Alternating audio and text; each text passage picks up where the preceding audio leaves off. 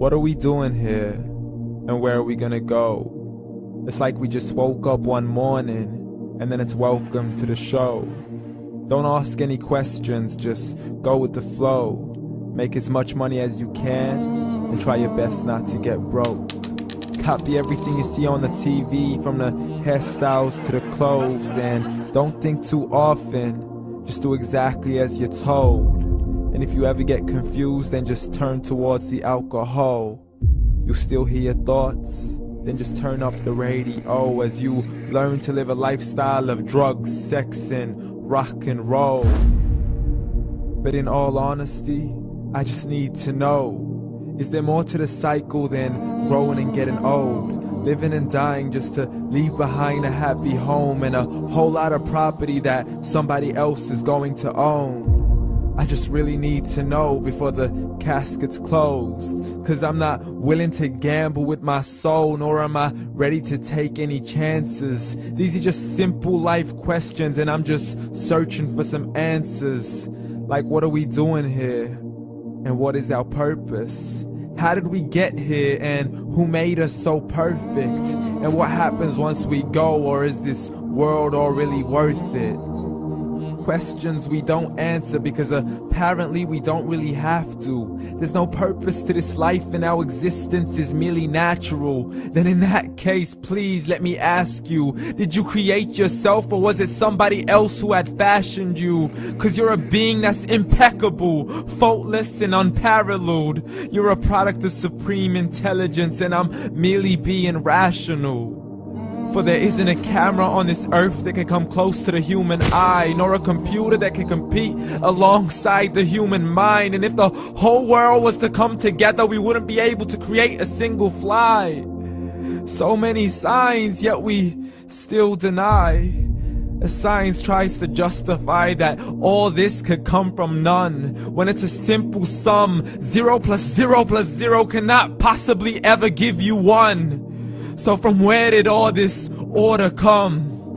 For everything has its origins, a maker, a creator of its own. I mean, the only reason you're watching this video is because somebody had to press upload.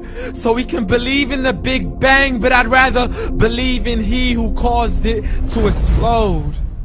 Allah, the creator of everything along with every single soul. The ever-living, the master, the only one who is in control. Unlike his creation, beyond our imagination. And no, he's not a man, nor does he have any partners in association. He's on his own. And no, he did not ever leave us alone. Just like every manufacturer, he left us with an instruction manual. The Quran and Islam, and I'm sorry to jump to conclusions, but it's the only one possible. The only definition of God is the one and only supreme being. It's logical, a book with 0 contradictions, with miracles that are both scientific and historical, all revealed over 1400 years ago.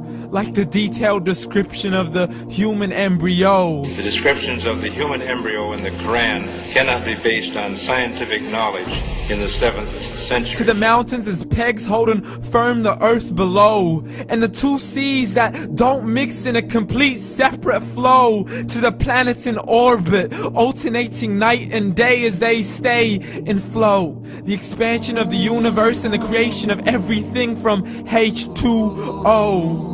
To the stories of the past and the preservation of Pharaoh. To identifying the lowest point in the land where Persia defeated Rome. The gushing fluid that created man in the glands between the ribs and the backbone. And not a word has changed, it's still the same. So please explain how all this was known over 1400 years ago. To a man who couldn't read or write, as he would recite whatever the angels spoke. And if you still don't believe, please try to come up with something that's even close. But you can't, so we took God as a mockery and his messengers as a joke. Muhammad could not read or write. How's somebody who can't read or write gonna start a religion? Dismissed his scriptures as legends and tales of the ancient folk, as we live life according to our whims, desires, and hopes. saying this life is the only home we will ever know. We will live then die, then simply turn to bones. YOLO! Correction, after the grass dies, the rain arrives and it regrows, and Allah promises to do the same thing to your very soul and bring you back from your very fingertips to your toes, as the all-seeing supreme being watches us so close, and we are surely being tested in our wealth, our health, and our self, and everything that we've been blessed with. So believe, for we will surely be resurrected and be brought back to our Lord and account for every single deed, as He hands us our books and orders us to read.